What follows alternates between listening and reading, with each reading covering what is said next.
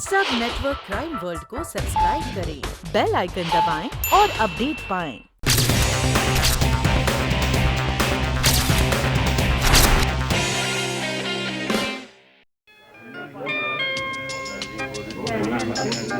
नमस्ते तनीजा जी।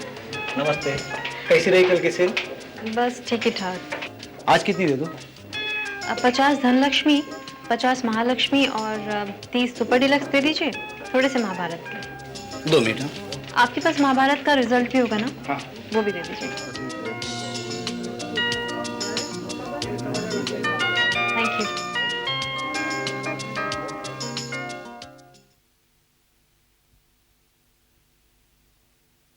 सलाम लॉटरी वाली मैम साहब। धनलक्ष्मी, महालक्ष्मी, सुपर डिलक्स या महाभारत, कौन सी लॉटरी दूं? नहीं मैम साहब, 10-10 रुपए करके हम हजारों रुपए गवा चुके हैं। अब हमारे में ताकत नहीं है। अच्छा ठीक है।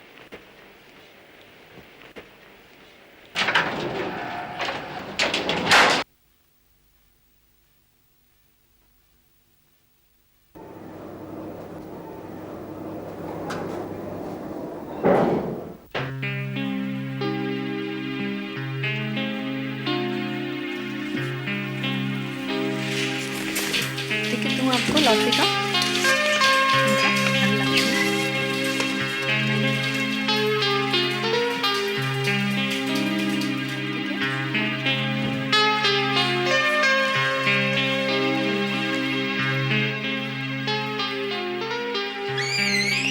ओह रेखा, आओ।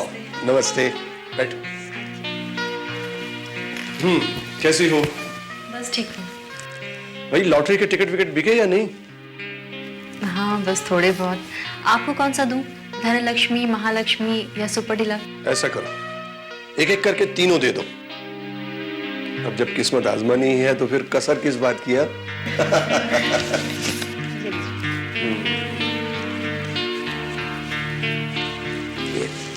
Thank you.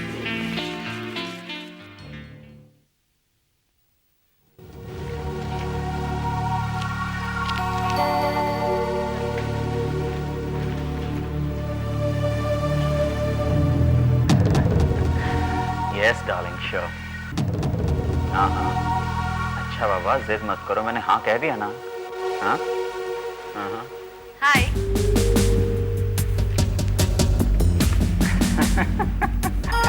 भावना, तुम भी कभी कभी बच्चों की तरह बातें करती हो। अरे अच्छा बाबा ठीक है, मंजूर है। Okay okay okay, bye, take care, bye. Hi, कैसी हो? ठीक हूँ। मुझसे बात करने की फुर्सत मिल गई तुम्हें? अरे भावना से बात कर रहा था मैं बाबा। जानती हूँ। अच्छा छोड़ो, 3 बजे का याद है ना? रेखा मैं तुम्हें कैसे समझाऊं, ये 3 बजे मुश्किल है। सुनील, आज तुम्हारा कोई बहाना नहीं चलेगा। हाँ, मैं तुम्हें कैसे समझाऊं रेखा, तुम मैं समझना नहीं चाहती, फिर क्यों फिजूल में तुम मुझे समझाने की कोशिश करते हो? तुम समझने की कोशिश क्यों नहीं कर रही हो?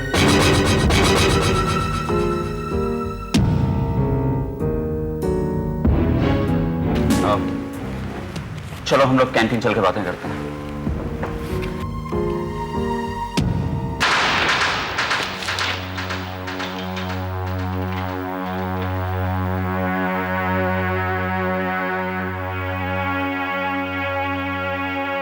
साहब, साहब, उठिए साहब।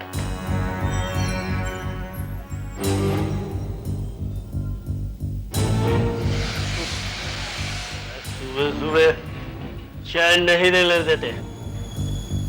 क्या है? साहब, रिपोर्ट लिखवानी है साहब।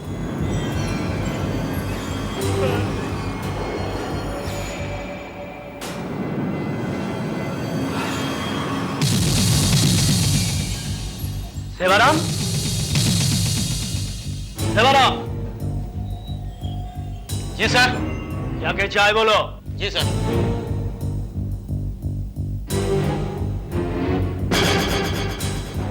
बोलो, क्या प्रॉब्लम है तुम्हारा? साहब, मेरी बीवी कल से घर नहीं आई साहब। झगड़ा हुआ था क्या? नहीं साहब, झगड़ा नहीं हुआ साहब। फिर घर क्यों नहीं लौटी? पता नहीं साहब वो घर क्यों नहीं लौटी, लेकिन साहब वो रोज सुबह 9 बजे घर से बाहर निकलती और शाम को 7 साढ़े 7 बजे वो घर वापस आती साहब। नौकरी करती है? नहीं साहब, वो शहर के दफ्तरों में जाकर वो लॉटरी की टिकटें बेचती है साहब। अजीब धंधा है। हो सकता है मायके या किसी दोस्त या रिश्तेदार कहीं पे चली गई होगी। नहीं साहब, उसका इस शहर में मायके नहीं है साहब। सीधा खड़ा रहा। इस शहर में उसका मायके नहीं है साहब, उसका कोई रिश्तेदार नहीं, दोस्त नहीं। मैंने उसको सब जगह ढूंढा साहब, जहां तक वो जा सकती थी मैंने ढूंढा, लेकिन मेरी बीवी मेरे को नहीं मिली साहब। साहब इसीलिए मैं आपके पास आया साहब, कुछ करो साहब, कुछ करो। तुम्हारा नाम क्या है?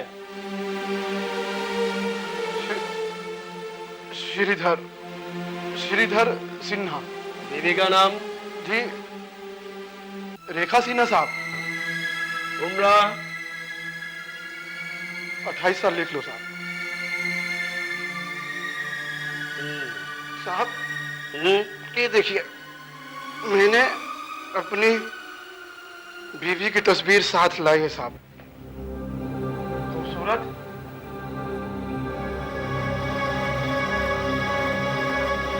इतनी खूबसूरत तस्वीर तुम्हारी बीवी की है? हाँ साहब, बहुत खूबसूरत बीवी।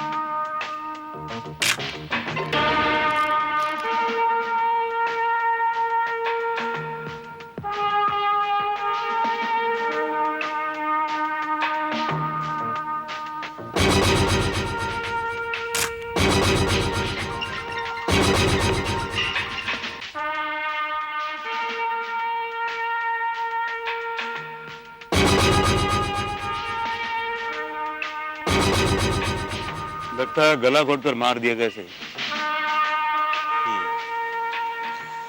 आप में से हमें खबर किसने की थी? मैंने दी थी साहब, मैं रोहित टॉर्च का सिक्योरिटी इंचार्ज हूँ। क्या नाम है तुम्हारा? दर्शन सिंह। सबसे पहले ये लाश आपने देखी थी? नहीं साहब, मुझे खबर स्वीपर ने दी, वो यहाँ झाड़ू लगाने आया था, सबसे पहले लाश उसी ने देखी। कर्नल, लाश की हालत देखकर ऐसा लगता है कि कत्ल हुए काफी टाइम हो गया है।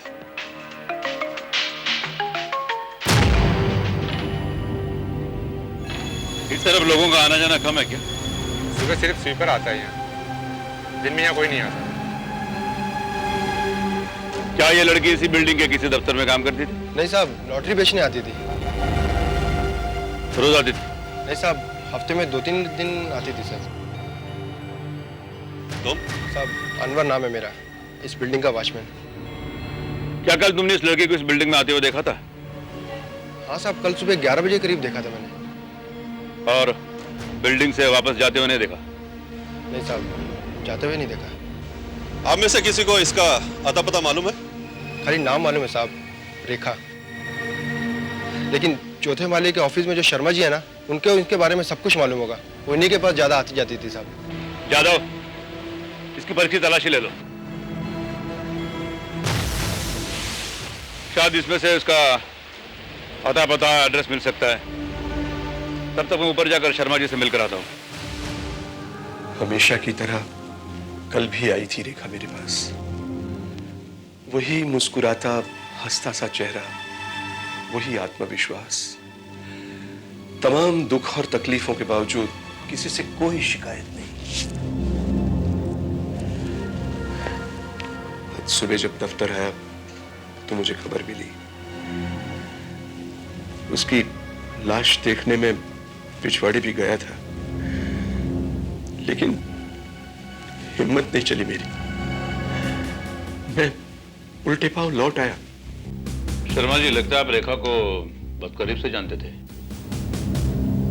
कुछ महीनों से ही उसका यहाँ आना जाना शुरू हुआ था। कर्नल साहब, मैंने जिंदगी में लॉटरी कभी नहीं खरीदी, मगर जब वो पहली बार मेरे पास आई और उसने रिक्वेस्ट की तो मुझसे रहा नहीं गया। मैंने कुछ लॉटरी उससे खरीद ली। मेरा इरादा तो सिर्फ उसे हेल्प करना था, मगर लॉटरी वॉटरी में मेरी कोई दिलचस्पी नहीं थी। क्या वो आपके यहाँ रेगुलर आया जाया करती थी? जी हाँ, वो टिकट बेचकर घड़ी दो घड़ी अपनी कठिनाइयां मुझसे शेयर करने आती थी। कभी कभी वो सलाह मशवरा भी करती थी मेरे साथ। मेरा और उसका हमदर्दी का रिश्ता था। वो मेरी बेटी जैसी थी। बेचारी कितनी मेहनत करती थी अपना परिवार चलाने के लिए। मेरी तो ये समझ में नहीं आता कि उसका कौन ऐसा दुश्मन हो सकता है जो इस तरह उसकी जान ले। कल वो आपके यहाँ कितने बजे आई थी? वही करीब 11 साढ़े 11 बजे। और यहाँ से गई कब? वो तो पता नहीं मुझे, लेकिन कुछ 5 मिनट यहाँ पे बैठ के चली गई। यहाँ से वो कहाँ गई, आपको कुछ पता है? Any idea? वो तो मुझे यहाँ, हाँ, उसने जाते वक्त मेरे एक वकील दोस्त का नाम और पता पूछा था। किस लिए? वो कह रही थी कि उसकी कोई दोस्त है जो तलाक के सिलसिले में उसे मशवरा करना चाहती है। मगर कर्नल साहब, मुझे लगता है कि उसकी सहेली की आड़ में वो शायद अपने खुद के बारे में पूछ रही थी। क्यों? क्या वो अपने पति के साथ खुश नहीं थी? खुश? अरे कहाँ एक सुखी घराने की पढ़ी लिखी सुंदर लड़की, और कहाँ वो अनपढ़ गवार फैक्ट्री में डेली वेजेस पे काम करने वाला शराबी। पता नहीं वो उसके चक्कर में कैसे आ गई, और तभी तो वो उसके साथ कलकत्ता से भागकर यहां बंबई आ गई। उसके पति श्रीधर ने उसे कहा था कि उसका खुद का बंबई में बिजनेस है, लेकिन उसे तो यहां आने के बाद ही सच्चाई का पता चला, और तब तक बहुत देर हो चुकी थी। I see. इसका मतलब वो अपने शादीशुदा जिंदगी से पूरी तरह से नाखुश थी।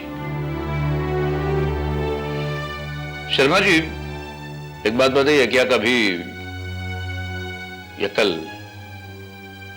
उसने आपसे ये जिक्र किया था कि उसकी जिंदगी खतरे में है? जी नहीं, कभी नहीं। इस बिल्डिंग में आपके अलावा और किस किस के साथ उसका मेलजोल था? वैसे तो वो सबसे यहाँ मिलती जुलती थी और हर दफ्तर में जाती थी अपने टिकट बेचने के लिए।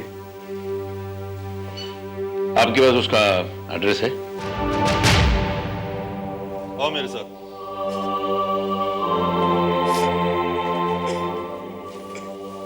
कर्नल, ये शिरदार है, रेखा सिन्हा का हस्बैंड।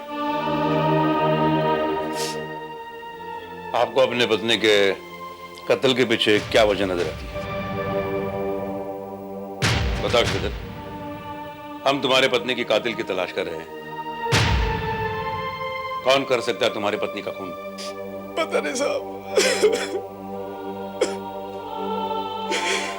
वो रोज की तरह कल सुबह भी लौटे का टिकट बेचने निकली थी। जब वो आज सुबह नहीं लौटी तो मैंने थाने में रिपोर्ट लिखवाई। मैं तो सोच भी नहीं सकता था कि रेखा का खून हो गया। मैंने किसी का क्या बिगाड़ा था साहब? रेखा से तुमने धोखे से शादी की थी। तुमने उसे झूठ बोला था कि मुंबई में तुम्हारा बिजनेस है। प्यार के लिए झूठ बोलना कोई पाप नहीं था। मैं उसे बहुत चाहता था, मैं उसे शादी करना चाहता था साहब।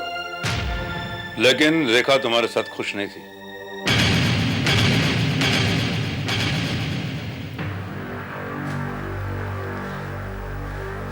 कल दोपहर तुम कहां थे? कल दोपहर 2 बजे तक घर पे था और 2:45 से 3:30 बजे तक चित्रा सिनेमा हॉल के बाहर। Chitra cinema hall? किसके साथ गए थे? अकेला गया था साहब। दरअसल मैं रेखा को उसके प्रेमी सुनील के साथ रंगे हाथों पकड़ना चाहता था।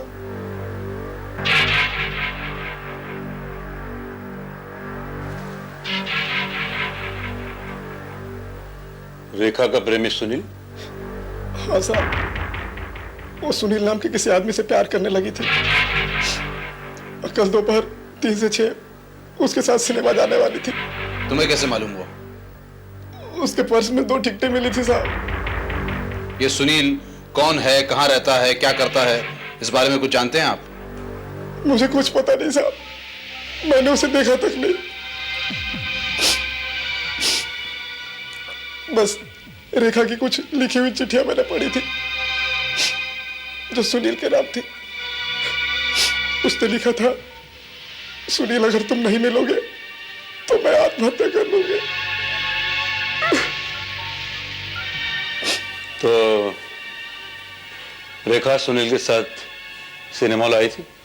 नहीं साहब, मैंने 3:30 बजे तक उनका इंतजार किया सिनेमा हॉल के बाहर।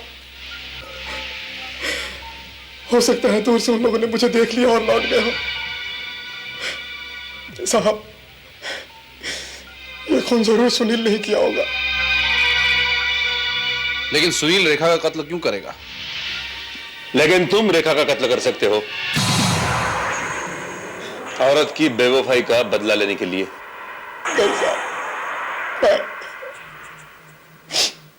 मैं रेखा को बहुत प्यार करता था, रेखा को बहुत प्यार करता था।